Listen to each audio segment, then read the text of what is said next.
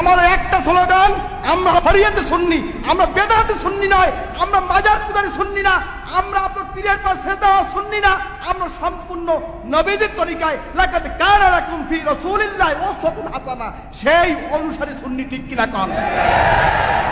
নবীকে ভালোবাসেন, নবীকে ভালোবাসেন, নবীর ইত্তেবা করেন।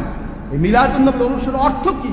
নবীকে ভালোবাসি, নবীর আলোচনা শুনবা, নবীজি যেই তরিকে আমল করতে বলছে সেইভাবে নবীজির ইত্তেবা করবে। এই যে মিলাদুন নবীর মূল কথা। চুল রাখবেন, দাড়ি রাখবেন না, এটা মিলাদের শিক্ষা না। বাংলাদেশে সুন্নি দাবিদার বহু লোক আছে, চুল রাখে, দাড়ি রাখে না। আছে কি নাই?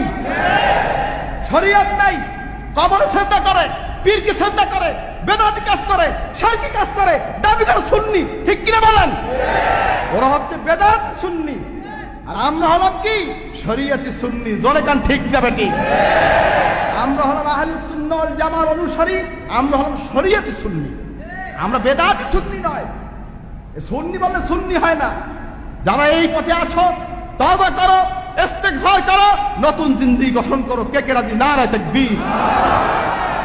আর সুন্নি বলে সুন্নি হয় না। এই দেখেন, থামেন না স্যার, স্লোগান পরে দেন, শোনেন।